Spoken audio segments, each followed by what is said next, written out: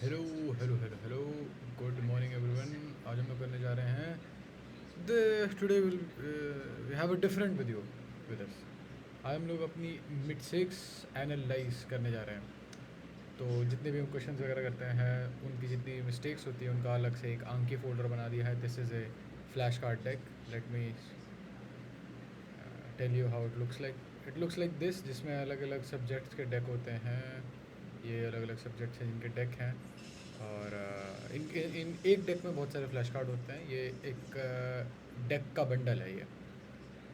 खैर, तो ये हमारा मिड सिक्स का डेक है। इसमें 22 फ्लैश कार्ड्स हैं। चलो स्टार्ट करते हैं। पहला question, the sum of magnitudes of two forces acting at a point is 18। ठीक है, मैग्नीट्यूड का। And magnitude of the resultant is 12। ठीक है, if the resultant is at 90 degree with the force of smaller magnitude, what are the magnitudes of the forces? चलो आओ, इसमें सारे bye the way collective mistakes हैं। Collective in the sense कि ये किसी एक पर्टिकुलर सब्जेक्ट से नहीं है, फिजिक्स केमिस्ट्री बायो तीनों से आई हैं। तो पहला क्वेश्चन है कि भाई पहले तो अगर आप ये देखो रिजल्टेंट 90 डिग्री पे है, तो जो दोनों के बीच का एंगल होगा 90 से तो ज़्यादा ही होगा ना। दोनों वेक्टर के बीच का एंगल होगा। एक का नाम ए दे देते हैं, दूसरे का नाम बी देते हैं। ठीक है, अब भाई दो जब रिजल्टेंट निकालते हो तो वेक्टर जो होता है कहीं बीच में ही तो निकल के आता है, रिजल्टेंट वेक्टर है ना। तो 90 से ज़्यादा ऐसा मान लेते हैं। चलो ठीक है, ये हो गया, ये 90 डिग्रीज हो गया। अब magnitude of A and magnitude of B was equals to your 18। ठीक है, एंड देन मैग्नेट इन दोनों का जो रिजल्टेंट वेक्टर है that is equals to 12। Okay, so जो ये पर्टिकुलरली जिस तरीके से ये बना है, वैसे तो मैं ये फिर से भूल रहा हूँ एग्जैक्टली हुआ कैसा था, पर जिस भी तरीके से ये बना है उसमें ये है कि भाई अगर तुम इस सिचुएशन को ध्यान से देखो तो मैं ये चीज़ इधर ला सकता हूँ, समझ रहे हो, इधर ला सकता हूँ। वैसे तो ये इमेज नॉट टू स्केल है, और यहाँ पे एक राइट एंगल ट्रायंगल मिल जाएगा मेरा कुल मिला के। तो थोड़ा सा अगर मैं बड़ा कर लूँ, अरे मेरे को एंगल ही बदलना पड़ेगा, रुको, होल्ड अप। इसी को अगर मैं टू स्केल बना देता तो would have been a better thing to do. चलो ठीक है, खैर शायद ऐसे सॉल्व किया था मैंने लास्ट टाइम, तभी गलत हुआ था। बताओ, let's give it a shot. यानी कि ए का स्क्वायर और 12 का स्क्वायर तुम्हारा बी का स्क्वायर हो जाएगा, राइट। ओके, क्योंकि राइट एंगल ट्रायंगल बन गया ना। ठीक है, तो मैं स्मॉल ए लिख रहा हूँ, मुझे स्मॉल ए में ज़्यादा कंफर्टेबल फील करता हूँ मैं। ए का स्क्वायर प्लस 144 है तुम्हारा बी का स्क्वायर, यानी कि जो भी है तुम्हारा लाइक बी का स्क्वायर। ओके, अब हमें मैग्नीट्यूड वाइज पता है कि भाई अगर इसका मैग्नीट्यूड मैं स्मॉल ए लिख रहा हूँ, ठीक है, स्मॉल ए, और इसका मैग्नीट्यूड मैं स्मॉल बी लिख रहा हूँ। तो ए प्लस बी तुम्हारा 18, तो तुम्हारा बी का जो स्क्वायर हुआ वो 18 माइनस ए के स्क्वायर हो गई, right. Okay, makes a little bit sense. ठीक है, आप देखते हैं ए का स्क्वायर प्लस 144 तुम्हारा बराबर हो गया ये तुम्हारा बी का स्क्वायर, और बी का स्क्वायर इज 18 माइनस ए का स्क्वायर। ठीक है, तो 18 का स्क्वायर हो जाएगा तुम्हारा कितना, 18 इंटू 18, 8 8 64, 8 1 8 प्लस 6 14, और यहाँ 18 एज इट इज़ 4 प्लस 8 324। ठीक है, 324 प्लस ए स्क्वायर माइनस 36 ए, राइट। तो ए स्क्वायर उधर जाएगा, तो ए स्क्वायर से ए स्क्वायर कट गया। ठीक है, 36 को इधर ले आते हैं, 144 को इधर ले आते हैं। तो 36 a would have been equal to 324 minus 144। This would be equal to 14 plus 16 plus 180, 180। So a is equals to, from according to this logic a is equal to 5, right. A 5 है, एक ही ऐसा कॉम्बिनेशन है जहाँ पे तुम्हारा ए 5 है। ठीक है, तो अगर ए 5 है और तुम दोनों को पता है उन दोनों का सम जो है वो तुम्हारा क्या आना चाहिए, वो तुम्हारा 18 आना चाहिए, राइट। उन दोनों के मैग्नीट्यूड का सम, तो अगर ए 5 है तो दूसरा ऑफकोर्स 13 ही होगा, तो थर्ड होना चाहिए इसका आंसर। 5 and 13 समझ में आई तुम्हें बात। इस मेथड में पता है एक ही बहुत बड़ी लाइक दिक्कत मेरे को ये लगती है कि how did I go from एक second, how did I go from this to this. मुझे कैसे पता है कि अच्छा हाँ नहीं नहीं ठीक है वेक्टर की प्रॉपर्टी होती है ना कि इसको मैं इधर लाऊंगा, मतलब बस एक ही दिक्कत है, मुझे कैसे पता है राइट एंगल ट्रायंगल बना रहा है, समझ रहे हो। बस मुझे ये चीज़ समझ में नहीं आती, बाकी तो ये मेथड ठीक है, इजी मेथड है, इतना कुछ खास डिफिकल्ट मेथड नहीं है। तो just let me help me understand it. चलो कोई नहीं, आगे बढ़ते हैं। एक वेक्टर है पी करके जो कि एंगल अल्फ़ा बीटा और गामा बना रहा है respectively with X Y and Z axis respectively, ठीक है। अगर वो एंगल होता, अच्छा चलो एक एंगल है, ठीक है। अभी बस एक्स और वाई के टर्म्स में just try to understand it, फिर मैं उसको आपको जेड के टर्म्स में बताऊंगा, ठीक है। तो मान लो वो एंगल अभी के लिए मान लो अभी जेड एक्सिस में नहीं है, अभी सिर्फ इधर है वाई एक्सिस, सॉरी मतलब एक्स वाई प्लेन में है, जेड एक्सिस में नहीं है, एक्स वाई प्लेन में है, सिर्फ और सिर्फ एक्स वाई प्लेन में, ठीक है। Let me switch to different colour, ठीक है। सिर्फ और सिर्फ एक्स वाई प्लेन में है वो। अगर वो सिर्फ और सिर्फ एक्स वाई प्लेन में यहाँ से अल्फ़ा बना रहा है, यहाँ से बीटा बना रहा है, ठीक है, ओके। तो कॉस बीटा हो जाएगा इसका कंपोनेंट, है ना, बात तो ठीक है। कॉस बीटा किसका कंपोनेंट हो जाएगा, कॉस बीटा तुम्हारा प्रॉपर एकदम कायदे से देखा जाए तो वाई का कंपोनेंट, सॉरी वाई का कंपोनेंट कह रहा हूँ, हाँ मतलब वाई का कंपोनेंट, और कॉस अल्फा हो जाएगा तुम्हारा एक्स का कंपोनेंट, ठीक है। I think it is pretty clear, ठीक है। तुम्हारा एक्स का कंपोनेंट है तुम्हारा वाई का कंपोनेंट। नाउ फॉर रेफरेंस, अगर तुम थोड़ा सा इसमें और आगे जाते हो, अभी के लिए चलो, तुम्हें वैसे यहाँ पे कॉस तो दे ही नहीं रखा, साइन स्क्वायर अल्फा दे रखा है, तो उसमें कोई बड़ी बात नहीं है। Let's will just make it sine square alpha अगर दे रखा है तो let's just make it 1 minus cos square alpha. भाई क्यों, sine square theta plus cos square theta is equal to 1 होता है ना, sine square theta plus cos square theta is equals to 1। We have our sine square theta बराबर है 1 minus cos square theta, ठीक है। We have our cos square alpha, cos square alpha, ठीक है। तो okay we have our cos square alpha, हाँ ठीक है चलो ठीक है, अब सबको ऐसे ही कन्वर्ट कर देते हैं, ठीक है। 1 minus cos square alpha plus 1 minus cos square beta plus 1 minus cos square gamma, ठीक है। Cos square alpha plus cos square beta plus cos square gamma, ठीक है। और ये हो गया 3, इधर हो गया 1 + 1 3 माइनस, अब इधर आओ। अब अगर तुम ध्यान से देखो, जस्ट थिंक अबाउट इट कि मतलब जब तुम कुछ भी निकालते हो, ठीक है, जैसे 3i cap plus 4j cap, ठीक है, या 5, मेरे पास एक वेक्टर है इसका मैग्नीट्यूड 5, ठीक है, 5 है, उसका मैग्नीट्यूड 5 है, और वो यही वेक्टर है। इसका कॉस में कंपोनेंट है इतना, साइन में कंपोनेंट मतलब एक्स एक्सिस का कंपोनेंट इतना है, और जे एक्सिस का वाई एक्सिस का कंपोनेंट इतना है। अब ये निकाला कैसे होगा, मैंने कॉस थीटा लगाया होगा, ठीक है। कॉस मतलब मान लो यहाँ पे अल्फ़ा है तो कॉस अल्फ़ा लगाया मैंने, ठीक। कॉस अल्फ़ा हो गया मेरा, हाँ cos alpha is equals to cos मेरा ये वाला कंपोनेंट अपॉन हाइपोटेन्यूज, ठीक है, अपॉन हाइपोटेन्यूज। अभी बस रुक जाओ। तो मतलब मेरा कहने का ये मतलब है, अगर तुम कॉस स्क्वायर थीटा डाल रहे हो, कॉस स्क्वायर थीटा का ये मतलब है कि तुम इस वाले कंपोनेंट की बात कर रहे हो, और इस वाले कंपोनेंट का स्क्वायर और इस वाले कंपोनेंट का स्क्वायर वो हो जाएगा तुम्हारा रिजल्टेंट का स्क्वायर, ठीक है। जितने भी कॉस कंपोनेंट है उन सब का स्क्वायर अगर तुम ऐड कर रहे हो तो तुम्हारा रिजल्टेंट आने वाला है। तो ये और ये ऐड करोगे तो तुम्हारा रिजल्टेंट आ जाएगा, समझ रहे हो, ओके, रिजल्टेंट आ जाएगा, ठीक है। अच्छा रुको एक सेकंड, रिजल्टेंट आ जाएगा, रुको एक और चीज़ मेरे को अच्छे से एक्सप्लेन करने दो, बस ये लास्ट स्टेप है, इसके बाद ज़्यादा माथा गर्म नहीं होगा। मैं एग्जांपल के साथ तुम्हें वैसे समझा रहा हूँ क्योंकि मैं ड्रॉ नहीं कर सकता 3D कंपोनेंट अभी के लिए, बस मुझे एग्जांपल के साथ समझाने दो, ठीक है। एक्स और वाई के एग्जांपल में, ठीक है, ये रहा एक्स, ये रहा वाई, हाइपोथेटिकली कॉस अल्फ़ा हो गया, ठीक है, ये थीटा हो गया, तो कॉस स्क्वायर अल्फ़ा कितना होगा, कॉस स्क्वायर अल्फ़ा होगा मेरा ये वाला कंपोनेंट अपॉन हाइपोटेन्यूज का स्क्वायर, ठीक है। ओके, ठीक है। तो मैं ये 3 4 और 5 के एग्जांपल ले रहा हूँ।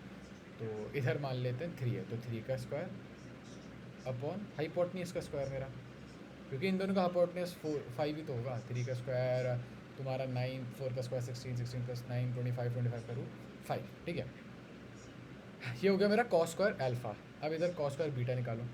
अरे यार ये एक्स है और ये वाई है, ठीक है। कॉस स्क्वायर बीटा हो गया तुम्हारा इसका कंपोनेंट, यानी कि 4 का स्क्वायर अपॉन 5 का square, which if you realize is just 1। ये देखा जाए तो आप किसी भी एंगल पे लगा लो, उसके कंपोनेंट जब ऐड करोगे, उसके जब सारे के सारे कंपोनेंट ऐड कर दोगे, तो वो तो वही हो जाएगा ना, मतलब तुम्हारा रिजल्टेंट ही तो आ जाएगा। सारे के सारे कॉस कंपोनेंट मिलके तो एक रिजल्टेंट बनाता है, ऑफ कोर्स ये तो पता ही है सब लोगों को। नहीं भी पता तो मैं बता देता हूँ, सारे के सारे कॉस कंपोनेंट मिलके तुम्हारा रिजल्टेंट बनाता है, ठीक है।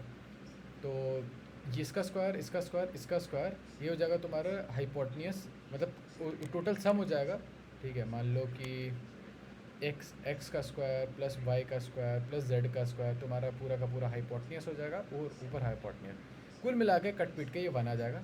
3 - 1 तुम्हारा आ जाएगा आंसर 2। थोड़ा लंबा हो गया ये, बट ठीक है। अगर 5.6 लीटर ऑफ गैस है, एसटीपी पे वे करती है 8 ग्राम, वेपर डेंसिटी ऑफ गैस बताओ। वेपर डेंसिटी ऑफ गैस होता है भाई, पहले तो अगर 5.6 लीटर ऑफ गैस है और 8 ग्राम है, तो उसका 1 मोल कितना करेगा, ठीक है। 1 मोल उसका वे करेगा तुम्हारा 5.6 है अगर, तो हमें पता है कि 22 पॉइंट समथिंग लीटर होता है वो, 22.1 लीटर शायद होता है वो, तुम्हारा होता है पूरा 1 मोल के बराबर, ठीक है। 5.6 है तो 22.4 आई गेस, तो 5.6 है तो उसको तुम 4 से मल्टीप्लाई करोगे तब जाकर तुम्हारा 1 मिलेगा। तो 8 को भी 4 से मल्टीप्लाई करोगे तब तुम्हारा 32 ग्राम आएगा।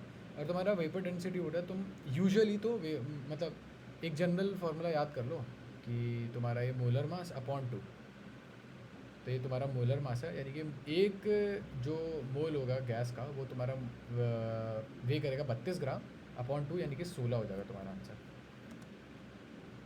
16 है तुम्हारा आंसर, देख लो by the way. Molar mass of the gas upon molar mass of H2। 1 gram atom है नाइट्रोजन का, वो कितना रिप्रेजेंट करता है? देखो ग्राम एटम होता है कि भाई, मतलब 1 ग्राम एटम कुल मिला के होता है कि 1 ग्राम एटम क्या होता है, मैं भूल क्यों रहा हूँ 1 ग्राम एटम क्या होता है। शायद थर्ड है इसका आंसर। 1 ग्राम एटम इज और gram atomic mass equal to, अच्छा अच्छा अच्छा अच्छा अच्छा अच्छा 6.0223 इंटू 10 टू द पावर, मतलब 1 मोल होता है 1 ग्राम एटम, यानी कि 1 मोल होता है। मतलब 1 मोल। हाँ सही बात है, 1 मोल होता है। Thank you. तो अबे इसका आंसर क्या है फिर? 1 मोल जहाँ पे इसका, जहाँ ये रहा ना थर्ड है इसका फिर आंसर, क्योंकि आधा है ना, और नाइट्रोजन 2 मॉलिक्यूल है इसलिए, ठीक है थर्ड होगा फिर इसका answer. The number of atom present in 0.1 mole of P4 at atomic mass इतना इज इक्वल्स टू 0.1 मोल है। तो पहले देखेंगे नंबर ऑफ मोल कितना है हमारे पास। 0.1 मोल है तो ऑफकोर्स हमारे पास 6 into 10 to the power 23 upon 10, यानी कि 22 हो जाएगा सिंपली। नाउ अब एक मोल में तुम्हारे पास 4 है, like multiply by 4, number of atom पूछा है, तो will just multiply it by 4, तो this would be equal to, in mole के टर्म्स में लिखते हैं क्योंकि हमारा कहीं भी ऐसा आंसर नहीं दे रखा, तो मोल के टर्म्स में लिखते हैं हम लोग 0.4 मोल्स। और देखते हैं 0.4 मोल और कहाँ है। ये 0.4 मोल नहीं है, ठीक है। ये देखते हैं 0.0 same as in 0.05 mole of S8 का मतलब है कि तुम 0.05 multiply by 8 molecule, sorry 8 atoms, क्योंकि S8 में 8 होंगे ना, तो 8 5 से 40, सो यह 40.4 यानी कि सेकंड आएगा तुम्हारा आंसर। एटम पूछा हमसे। इंसुलिन में 3.4% सल्फर होता है, what will the minimum molecular weight of insulin. अब मान लेते हैं मिनिमम मॉलिक्यूलर वेट जानना है इंसुलिन का, और उसमें 3.4% सल्फर होता है। बहुत बहुत कम अगर सल्फर होगा, बहुत ज़्यादा कम होगा, तो वो 1 सल्फर होगा। मान लेते हैं इसमें 1 सल्फर था, ठीक है, हाइपोथेटिकली। अगर उसमें 1 सल्फर था, सल्फर का वेट होता है 32, ठीक है, और मान लो उसका टोटल वेट है, हमें टोटल वेट है हाँ एक्स उसका टोटल वेट है अपॉन 32 मल्टीप्लाई बाय 100 तुम्हारा 3.4 इज इक्वल्स टू 3.4। ठीक है, I hope you understood this कि हुआ क्या ये अचानक से। तुम्हें पता ही कि भाई तुम्हें मिनिमम निकालना है ना, लाइक मिनिमम वो निकालना है ना, मिनिमम मास निकालना है। तो मान लो कि सिर्फ और सिर्फ एक सल्फर है, तो 32 अपॉन एक्स, क्योंकि सिर्फ और सिर्फ एक सल्फर है तो we have just 132 upon X यानी कि टोटल मास इंटू 100 तुम्हारा 3.4% है, वो बाय मास वो दे रखा था। I hope you understood this. तो ये हो जाएगा 3200 is equals to 3.4x। X हो जाएगा तुम्हारा 3200 अपॉन 3.4, 3200 अपॉन 3.4, इसको 3200 बना लो, इसको 34 बना लो, जो भी होगा ये अराउंड 1000 क्या, अगर ये 3400 होता तो ये 1000 होता, बट क्योंकि 34 नहीं है तो 900 कुछ के आसपास आएगा आंसर। 900 कुछ के आसपास एक ही आंसर है, वो थर्ड, तो आंसर होगा तुम्हारा थर्ड। 400 मिलीग्राम की कैप्सूल है जिसमें 100 मिलीग्राम तो फेरस फ्यूमरेट है। ठीक है, आओ दिखाता हूँ। ये थोड़ा सा टैकी क्वेश्चन है, थोड़ा लगता है कि बहुत ज़्यादा भारी क्वेश्चन है बट इतना है नहीं। ठीक है, मान लो एक कैप्सूल है, इट में जस्ट ड्रॉ दी कैप्सूल। मान लो ये तुम्हारी कैप्सूल है, इसमें से ना तुम्हारा 100 मिलीग्राम, 400 मिलीग्राम की 100 यानी कि 1/4 तुम्हारा ये है, क्या बोलते हैं उसको, फेरस फ्यूमरेट है। 1/4 इतना तो फेरस फ्यूमरेट है। The percentage of Fe present in the capsule is approximately, अच्छा इन दी कैप्सूल, पूरी की पूरी कैप्सूल में। तो पहले तो देख लेते हैं कि फेरस फ्यूमरेट में कितना होता है। ठीक है, फेरस फ्यूमरेट में जितना भी होगा, अब फेरस फ्यूमरेट में मान लो कि फेरस फ्यूमरेट अगर 100 का होता, 100 ग्राम का होता, और उसमें से मान लो कि 50 ग्राम तुम्हारा आयरन ही होता, तो फेरस फ्यूमरेट का तो 50% ही होगा, बट ओवरऑल पूरी कैप्सूल का 1/4 होगा वो। क्यों, कैसे भाई? मान लो कि इतनी ये फेरस फ्यूमरेट वाला पार्ट है, ऑफकोर्स जो मैंने ड्रॉ किया, उसमें से भी यहाँ से लेके यहाँ तक है, उसमें से भी बस 50% है, तो वो 50% फेरस फ्यूमरेट का है, ना कि इस पूरी कैप्सूल का। उस पूरी कैप्सूल का जो भी हमारा आंसर आएगा, मान लो 50 है तो डिवाइड बाय 1/4 करेंगे, मतलब मल्टीप्लाई बाय 1/4 करेंगे। I hope you understand it. अब देखते हैं फेरस फ्यूमरेट कितना होता है। फेरस का वेट कितना होता है? फेरस का वेट कितना होता है? 56। ठीक है, चलो assuming it is 56 upon ferrous fumarate का वेट दे रखा है 170, 56 अपॉन 170। अब इसका भी 1/4 करो क्योंकि पूरी कैप्सूल से निकाल रहा है। हाँ, 56 होता है। इसका भी 1/4 करो भाई क्योंकि पूरी कैप्सूल का निकाल रहे हो, फिर मल्टीप्लाई बाय 100 करते हैं। अब ये कितना आएगा? This would be around 114। ठीक है, ये हो गया 14 तुम्हारा, डिवाइड बाय 7 करते हैं, देखो इससे ये काट देते हैं, 140 डिवाइड बाय 17। ठीक है, 140 divide by 17 does not look right to me. अच्छा खासा है, तो अच्छा खासा नहीं होना चाहिए, इतना नहीं होना चाहिए।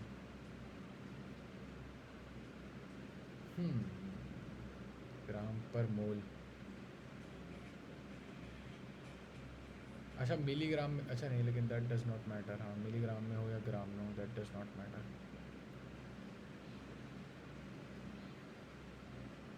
अब देखते हैं क्या गड़बड़ी है। 4 15 फिर 16 14, ठीक है, 170 है, 140 बाई 17 आ रहा है, ऐसा नहीं आना चाहिए, तो काफ़ी बड़ा नंबर आ जाएगा। कुछ तो गड़बड़ हुई, आओ देखते हैं। 8.2 आ रहा है इसका आंसर, 8.2 ही तो। अच्छा, हाँ तो ठीक तो है, हाँ तो ठीक है 8.2 सही तो है। हाँ हाँ हाँ, यहाँ तक सही तो जा रहे थे हम लोग। अगर तुम देखो 17 डिवाइडेड बाई 140, 17 8 जा अगर हो जाएगा तो इट वुड बी 56। अबे कुल मिला के आंसर सही है, कैलकुलेटर खोलवा रहे हो तो कैलकुलेट करने का मन नहीं है मेरा। 17 इंटू 8.2 इज़ 139.4। वाह, मज़ा आ गया। चलो आगे बढ़ते हैं। 100 ml है pH3 डिकम्पोजिशन में। अच्छा, ये मेरे को चीज़ समझ में नहीं आई, सही बताऊँ तो ये वाला मेरे को अभी तक समझ में नहीं आया, थोड़ा डाउटफुल है ये।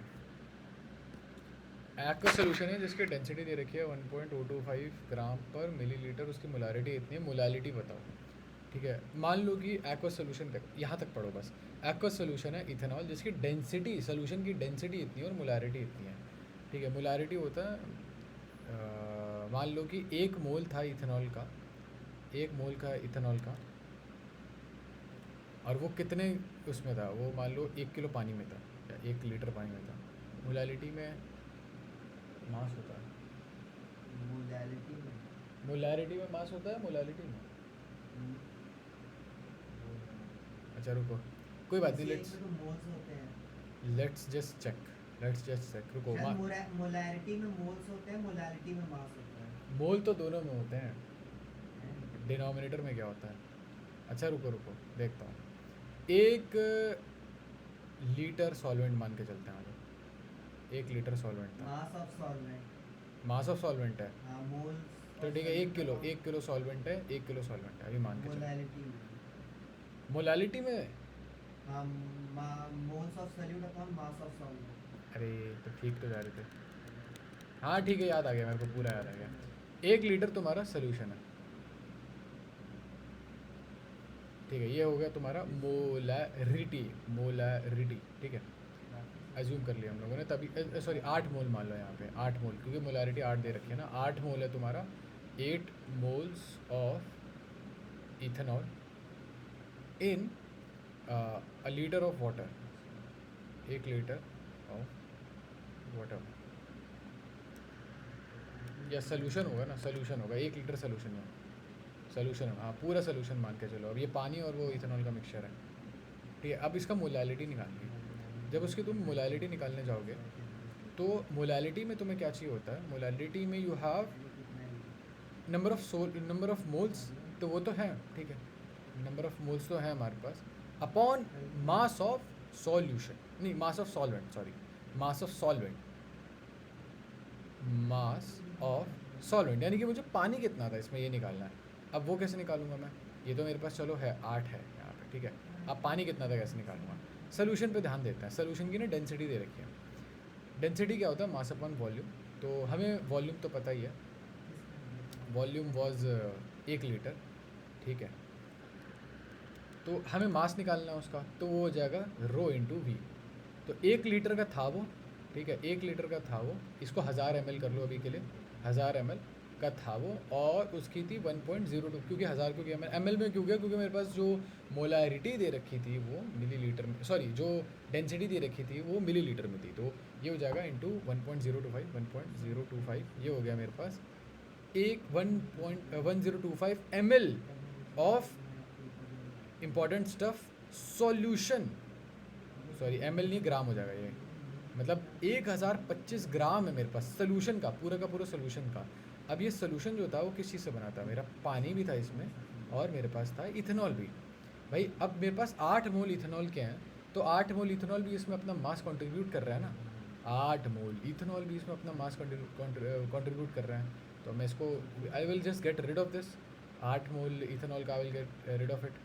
So that would be equal to 1025 minus 8 mole of ethanol, that would have been equal to 8 mole of ethanol कितने का होता है, इथेनॉल कितने का होता है, C2H5OH कितना होता है, C2H5OH, ये होगा तुम्हारा 24, ये होगा तुम्हारा 6, ये हो गया तुम्हारा 16, तो ये हो गया 6 4 16 तुम्हारा, ये 36 का 46 का होता है, सॉरी 46 का एक होता है, और तुम्हारे पास 8 हैं ऐसे, तो 46 इंटू 8, 6 8 जा 48, 8 4 जा 20, 32 plus 4 36, 368, 1025 minus 368, so that would have been equal to 1025 minus 368, एक बार करके देख लेते हैं, माइनस 368 15, अरे 370 ही मान लो, 5 we have 5 we have 9 minus 3 कितना होगा,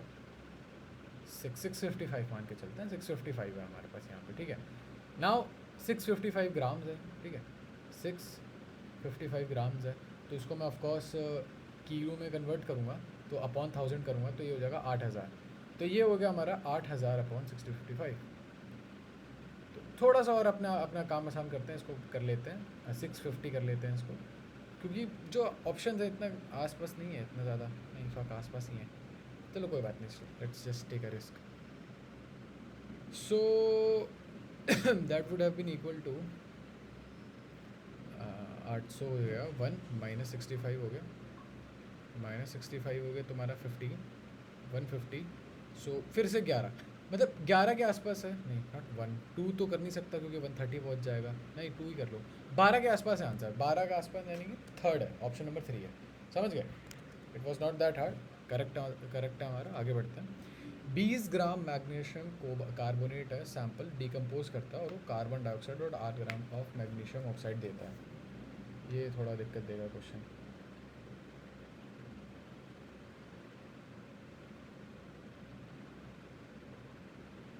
ओके होल्ड अप।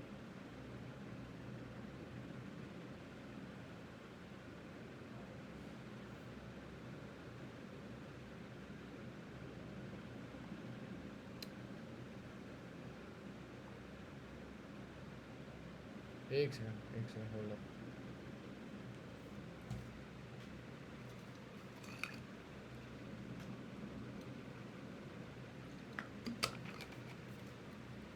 यस, 20 ग्राम मैग्नीशियम कार्बोनेट है। अभी बताइए, ग्राम में ध्यान मत दो, ये गलती मैंने भी करी थी, अभी ग्राम छोड़ दो। मैग्नीशियम कार्बोनेट है, ठीक है, डिकम्पोज करके तुम्हें कार्बन डाइऑक्साइड और मैग्नीशियम ऑक्साइड देता है, ठीक है। एक बार ये बना के दिखा देता हूँ। MgCO3 है, वो तुम्हारा CO2 और क्या देता है तुम्हारा ऑक्सीजन, क्या है, carbon dioxide and MgO, sorry, carbon dioxide और MgO। चलो ठीक है, अगर तुम्हारा 1 मोल होता, नहीं बिल्कुल बैलेंस्ड है ये, हाँ, अगर 1 मोल डिकम्पोज होता तो उसे कायदे से पूरा 1 मोल CO2 देना चाहिए और पूरा 20 MgO देना चाहिए, ठीक है। 1 मोल का मतलब है अगर तुम्हारा 24 ग्राम होता डिकम्पोज, तो यहाँ पर वो 24 ग्राम ही देता। समझ रहे हो क्या? या एक, रुको, 24 ग्राम ऐसे ना करके रुक जाओ, पूरा MgCO3 लेते हैं। MgCO3 का एटॉमिक मैग्नीशियम कार्बोनेट अभी देखते हैं, एक सेकंड रुक जाओ। MgCO3 है तुम्हारा, कितना होता है MgCO3? 24 + 12 + 48, तो ये हो जाएगा 4 1, ये हो जाएगा 4 + 4 44। अगर 44 ग्राम होता तो कितना देता? 1 मोल ही मैंने अभी थोड़ी देर पहले 1 मोल बोला, अब मैं उसको ग्राम के टर्म्स में बोल रहा हूँ। यहाँ देता वो 24 + 16 50, नहीं 40, 40 ग्राम देता, ठीक है। ओके, यानी कि अगर वो 1 ग्राम होता, अगर वो सिर्फ मतलब 1 ग्राम होता, 1 ग्राम अगर डिकम्पोज होता, तो यहाँ पे वो 40/44 ग्राम देता। समझ रहे हो? 40/44 देता। अब वो कितना डिकम्पोज हुआ है? वो हुआ है 20 ग्राम डिकम्पोज, तो वो कितना देगा? 20 × 40/44, ठीक है। अब देखते हैं 8 ग्राम के आसपास भी है नहीं, आई डोंट थिंक सो 8 ग्राम के आसपास भी है ये। 800/44, अभी 8 ग्राम के आसपास तो नहीं था नहीं। अच्छा, अभी के लिए इसको इतना ही रहना दो, इसने इतना दिया, ठीक है। ठीक है, इसने 44 ग्राम अगर डिज़ोल्व होता तो ये इतना देता, ठीक है। अगर 1 ग्राम होता तो ये 40/44 देता। अब 20 ग्राम हुआ है तो इसको 20 × 40/44 देना था। चलो ठीक है, और इसने दिया इतना। अब हम देखेंगे भाई कि उसने दिया कितना, मतलब तुम्हें अगर परसेंटेज प्योरिटी निकालनी है ना, तो तुम देखोगे तुम्हारा रिजल्टेंट कितना आया, कितना आना चाहिए था, एक्चुअल अपॉन थ्योरेटिकल × 100, ठीक है।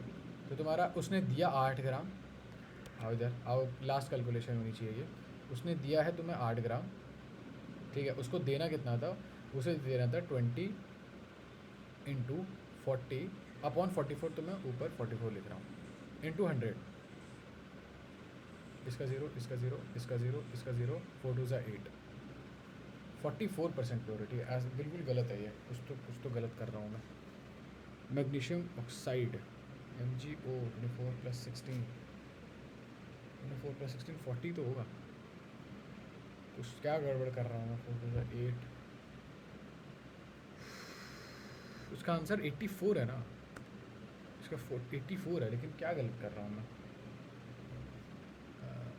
Carbon dioxide and 8 gram magnesium, what will be the percentage of magnesium carbonate in the sample. अच्छा, percentage purity of magnesium carbonate.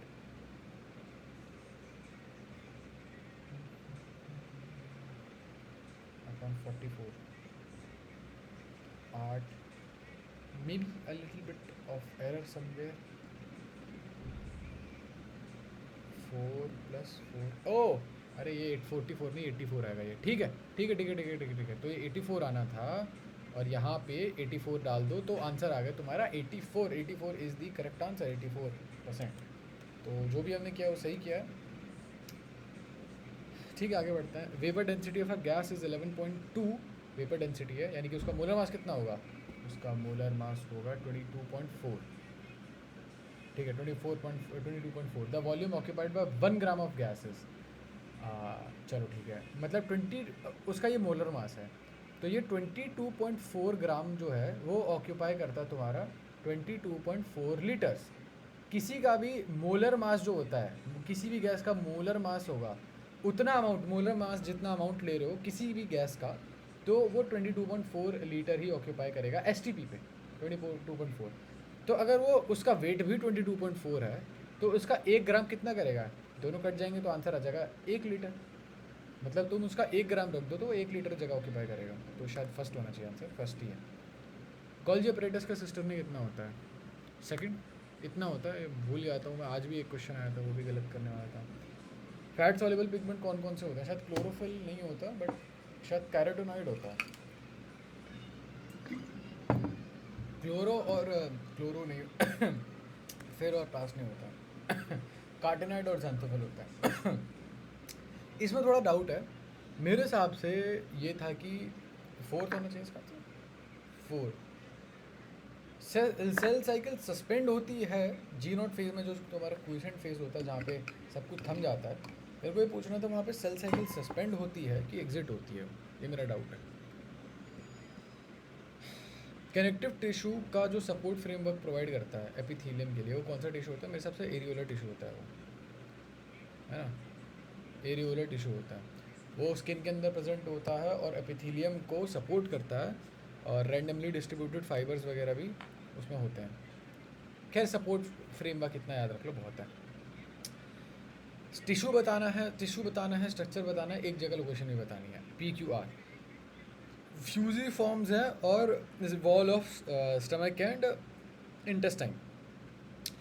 अब ये स्मूथ मसल्स हैं, स्मूथ मसल्स ही हो सकती हैं ये, उन्हीं का स्ट्रक्चर ऐसा होता है अजीब सा। फ्यूजिफॉर्म जो होता है ना, फ्यूजिफॉर्म होता क्या है, फ्यूजिफॉर्म तुम्हारा ऐसा दिखता है, वो मैजिक इरेजर जो आती थी वैसा दिखता है, कुछ ऐसा दिखता है, ये होता है फ्यूजिफॉर्म, ऐसा दिखता है फ्यूजिफॉर्म। ठीक है, वी हैव कार्टिलेज। कार्टिलेज का स्ट्रक्चर कैसा होता है, कार्टिलेज का स्ट्रक्चर होता है तुम्हारा सॉलिड तो होता है और प्लायबल भी होता है, सही बताऊँ तो प्लायबल भी होता है। Compound epithelium, compound epithelium more than 1 layer of cell से बना होता है, सही बात है। लोकेशन क्या है कंपाउंड एपिथेलियम की, तुम्हारी सरफेस ऑफ स्किन, हाँ तो smooth muscle solid and pliable surface of skin, 4th है तुम्हारा आंसर, 4th है। कपल का वो क्या होता है, कपल जो होता है वो टॉर्क होती है, टॉर्क कपल के फॉर्म में आती है, जब ऐसे लगती है एक ऊपर लगे एक नीचे लगे वो शायद कपल होती है, या एक ऐसे लग जाए दोनों ही ऐसे लग जाए कपल होती है। तो खैर वो होता है R×F।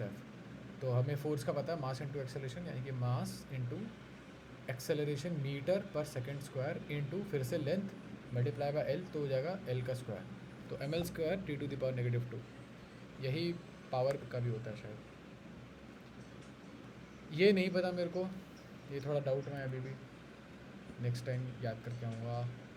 रिलेटिव एरर बताओ, परसेंटेज रिलेटिव एरर बताओ, ये थोड़ा यार कॉम्प्लिकेटेड है बट कोई बात नहीं। पहले तो ऐसा था ना, इसका और इसका, ये तुम्हारी रीडिंग दे रखी है, ठीक है, रीडिंग दे रखी है टाइम इंटरवल की। अब ये अलग अलग रीडिंग्स दे रखी है, तुम्हें इसका एक तो मीन निकालना है, तो वो तुम्हारा 1.25 निकल आएगा, ठीक है 1.25 निकल आएगा।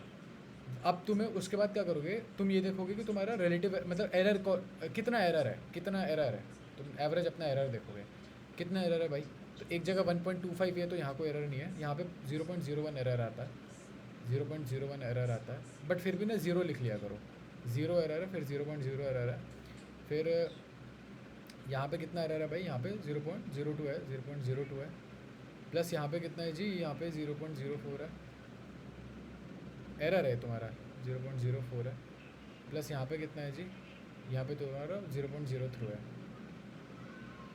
03 है। तुम्हारा इन सब का सम अब अपॉन 5 होगा, ठीक है। ये तुम्हारा आ जाएगा, तुम्हारा क्या आएगा ये 1 प्लस हो जाएगा 6.1 आ जाएगा तुम्हारा, 0.1/5। ये तुम्हारा आ जाएगा रिलेटिव, ये तुम्हारा लाइक कितना एरर आता है रिलेटिव एरर निकालने के लिए, दिस डिवाइडेड बाय इंटू 100 करो और फिर इसको डिवाइड, अच्छा रुको,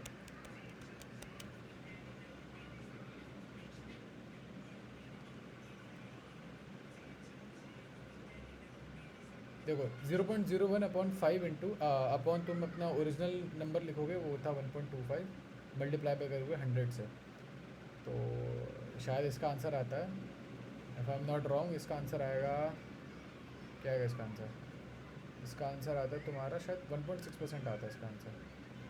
ये रिलेटिव एरर होता है तुम्हारा measured minus real upon real into, और फिर जब इसको 100 से मल्टीप्लाई करोगे तो तुम्हारा रिलेटिव एरर परसेंटेज में आ जाएगा। फिजिकल क्वांटिटी या डायमेंशन लेंथ की जो कि फॉर्म हो सकती है सी जी और E²/4πε0। चलो ठीक है, सबका हमें लेंथ निकाल लिया, इन सब चीज़ों से ना लेंथ निकालनी है। सी बनाते हैं सबसे पहले, सी इज़ मतलब सी यार लाइट है, ठीक है लाइट है, तो मीटर पर सेकंड भी होगा ऑफकोर्स, मीटर पर सेकंड, ये क्वांटिटी हो गई तुम्हारी सी, ठीक है। ये बहुत दिमाग ख़राब होता है इसमें, जी निकालते हैं। जी मैं हमेशा कैसे निकालता हूँ, इस वाले फार्मूले से, F is equal to G Q1 K1 मतलब R1 नहीं M1 M2, हाँ M1 M2 यानी कि M का स्क्वायर अपॉन, मतलब मैं उसके यूनिट के टर्म में अपॉन मीटर का स्क्वायर यानी कि लेंथ का स्क्वायर, तो ये हो जाएगा तुम्हारा, अभी फोर्स को फोर्स रख दो एज अ फंडामेंटल क्वांटिटी मान लो उसको, F(L²/m², अभी के लिए। और बात रही तुम्हारी जो तुम्हारा इलेक्ट्रोस्टैटिक फोर्स होता है वो होता है 1/4πε0 इंटू चार्ज 1 चार्ज 2 यानी कि E² अपॉन L²। तो हमें क्योंकि ये निकालना है इसलिए मैंने इसको इतनी अजीब तरीके से इसलिए लिखा है क्योंकि हमें निकालना ही है भाई, इसको बाहर निकालना ही है। तो ये होगा FL² तुम्हारा, ठीक है, ये हो गया तुम्हारा F इंटू L²। अब क्योंकि मुझे ना मास हटाना था यहाँ से, समझ रहे हो, तो मेरे को ऑफकोर्स इसको भी एक्सपैंड करना पड़ेगा तभी मास हटेगा, समझ रहे हो। तो चलो फिर इसको भी एक्सपैंड कर देते हैं, इसको भी एक्सपैंड कर देते हैं, और क्या ही कर सकता हूँ मैं, इसको भी एक्सपैंड करना ही पड़ेगा मुझे क्योंकि मास तो हटाना ही है, मास हटाए बिना मेरा काम होगा नहीं। चलो हटा देता है, ये हो जाएगा mL(T⁻²), ठीक है, इंटू L² अपॉन m², ठीक, ये हो जाएगा m⁻⁻1 L³ इंटू T⁻⁻2, और यहाँ हो जाएगा मेरा m L⁻3 इंटू T⁻⁻2, ठीक है। इसको एक्सपैंड करोगे तो अब यहाँ पे माइनस का m है और यहाँ पे पॉजिटिव का m है, तो सबसे पहले मैं m को एलिमिनेट करना पसंद करूँगा। तो मुझे पता है कि मैं g और इस वाले टर्म को E/4πε0 को E²/4πε0 को मैं बिल्कुल ना आमने सामने रखूँगा। I hope you don't mind अगर मैं k लिख दूँ इस पूरे टर्म को, बार बार नहीं लिख सकता हूँ मैं, ठीक है। तो g और k बिल्कुल आमने सामने आएंगे, चलो ठीक है। अगर ये दोनों टर्म्स आमने सामने आते हैं, इन दोनों को आमने सामने रखते हैं, तो मेरा m तो हट जाएगा, बट मेरा L⁻6 और T⁻⁻4 आ जाएगा। ये तो बहुत बड़ा, इसे कम करते हैं, इसे कम करूँगा मैं, इसको रूट में डाल सकता हूँ। अगर मैं इसको रूट में डालता हूँ तो रूट में डालने के बाद मेरा L⁻3 आएगा और यहाँ T⁻2 आएगा। मैं नहीं चाहता मेरा T⁻2 आए और मेरे पास T⁻1 है, ठीक है, T⁻1 है, इसको स्क्वायर कर दो तो C का स्क्वायर कर दो, तो C का स्क्वायर करोगे L² इंटू T⁻2, फिर कुछ नहीं, इसे डिवाइड कर दो L²। मतलब मैं देख रहा था कि मैं क्या क्या कर सकता हूँ अपने ऑप्शंस वगैरह। वैसे तो although this is not a very good way of dealing with things, but ठीक है, ऐसा मज़ा आता है।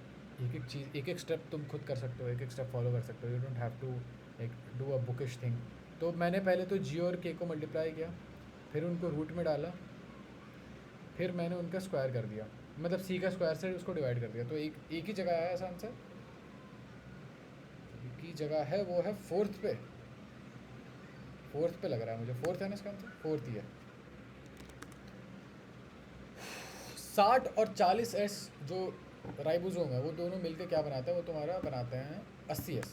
तुम्हारा ये यूकैरियोटिक में पाया जाता है। सेल वॉल जो है, सेल वॉल के बारे में क्या बोला था कि भाई बिल्कुल यूनिक स्ट्रक्चर है, बिल्कुल प्लांट में होता है। तो प्लांट को स्टडी किया था थियोडोर श्वान ने, जो कि एक शायद इंग्लिश बॉटनिस्ट था, if I am not wrong, botanist था, इतना तो पता है। हाँ इंग्लिश ही था, हाँ। ये आता नहीं है, ये अगली बारी कर पाएंगे। ये भी नहीं आता, ये भी अगली बारी कर पाएंगे। चलो ठीक है, इसी के साथ साथ हमारा डेक ख़त्म हो जाता है। मिलते हैं आपसे नेक्स्ट वीडियो में। कुछ समझ में नहीं आया होगा तो बताना। चलो ओके, बाय बाय।